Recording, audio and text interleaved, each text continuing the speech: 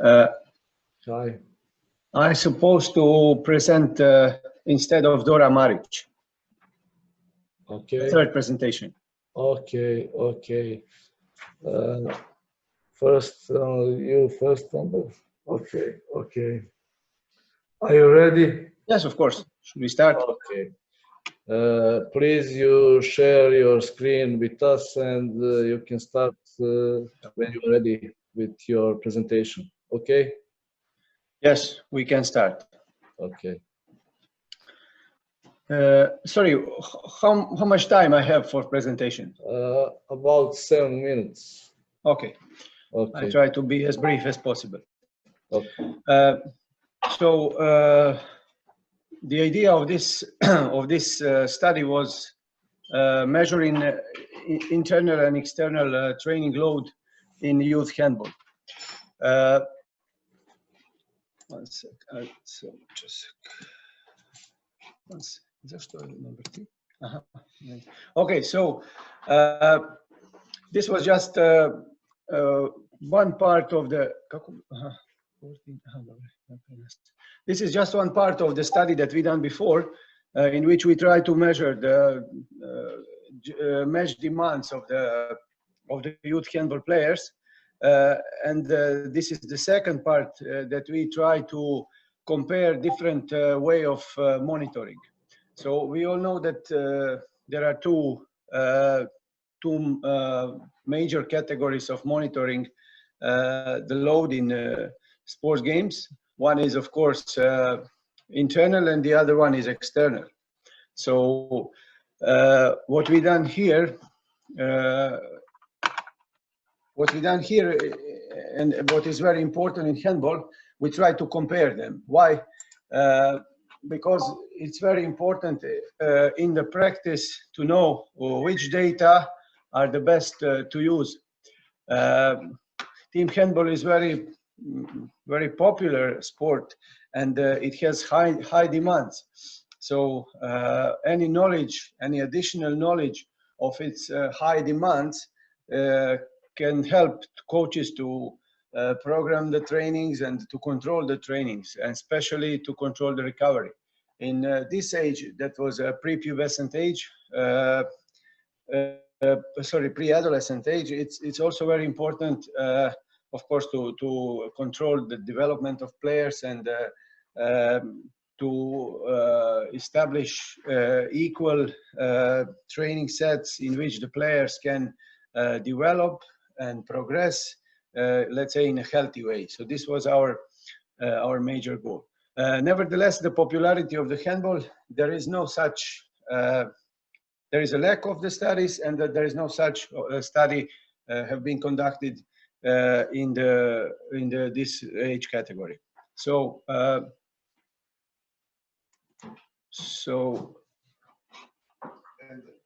yes, and 1 second. So okay, this was our major goal, and we tried through several of different training loads, systems of monitoring, and we try to compare it.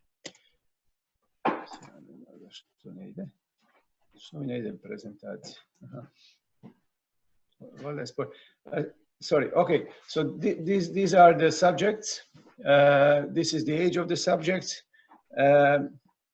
We cannot hear. We don't have enough time. But in general, they were pretty representative according to its to all studies that we compare it.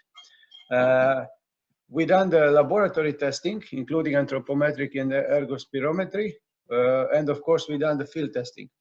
The field testing was consisted of the recorded match, in which later we analyzed distance covered and the velocities of movement, and of course heart rate via the heart rate monitors and lactate levels in 5 time points: before the match, during the match, on the halftime, and 5 minutes after the halftime, of course, and 1 point was before the warm-up.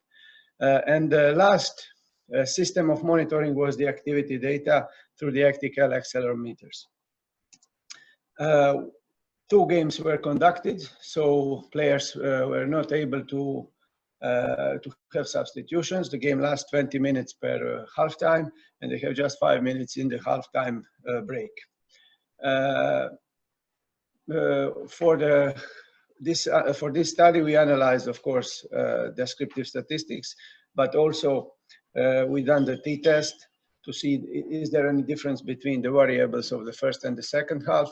And for the major goal of our, or major aim of our study, we try to make correlations in which we try to find, is there any correlations between different variables of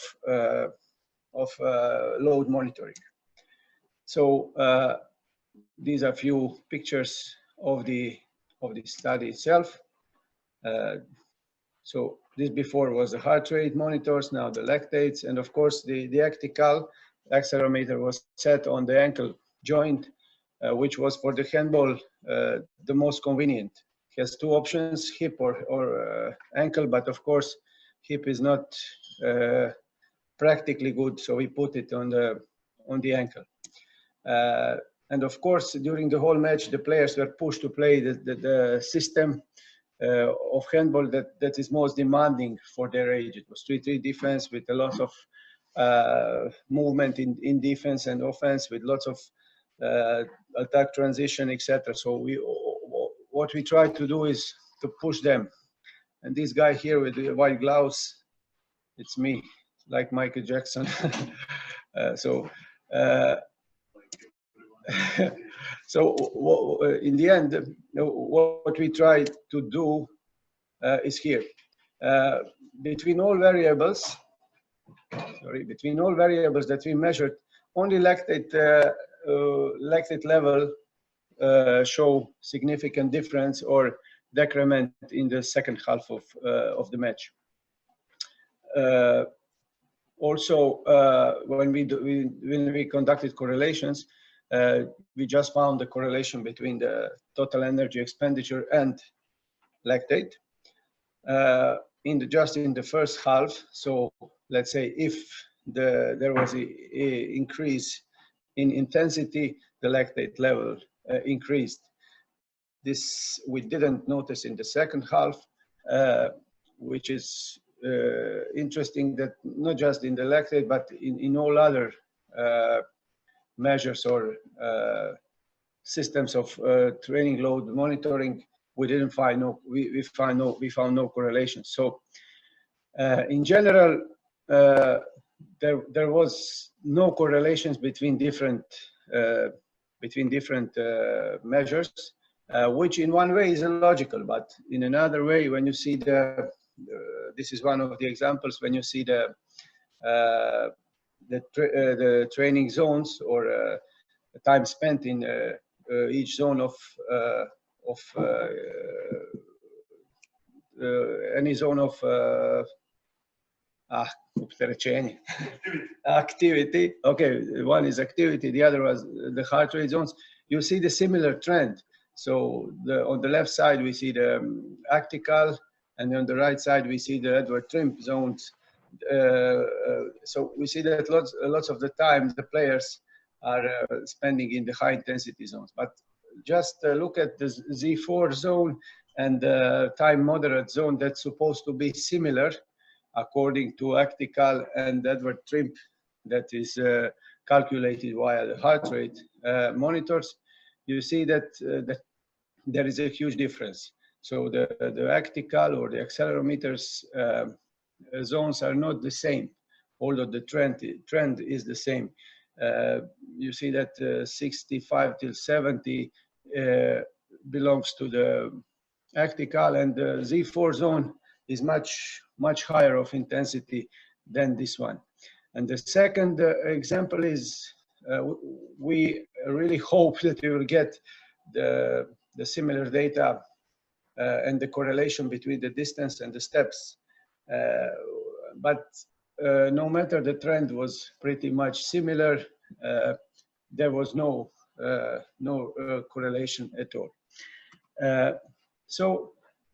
Well, this study have few interesting results. First, although there was significant decrement of the intensity, actually, instead of lactate, we didn't find no difference between the measured variables, meaning that let's say that just lactate show recognize this shift in intensity. And of course, the second one is very important. This one in the red is that there is a lack of the correlation between internal and external training load variables during the both half of the match. So what is our conclusion? It's very important to measure as much as possible when you can from the academic or scientific point of view. But from the practical point of view, you need to measure, even in this age and in this sport, what you want to measure. So definitely ITL measures are more suitable for controlling load during training and competition. And we saw it, lactates and heart rate. On the other side, external training load measures can help us to better understand the player's activity in period when players don't train. Even in this study, we let them to wear accelerometers the whole day before the matches, so we can get some data how the fatigue that is influenced by other activities may be also influencing the competition or the training. So in the end, yes, it's important to measure training load, but it's not possible to replace, let's say, accelerometers for heart rate monitors, at least not in team handballs. Okay, that's it. So if you have any questions, please. Thank you, Nicola. Are there any questions?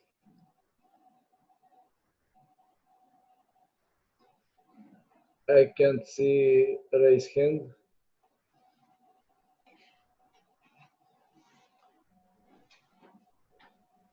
Okay, thanks, Nicola. I hope to see you next year in Dubrovnik. For sure. Bye-bye. Bye-bye.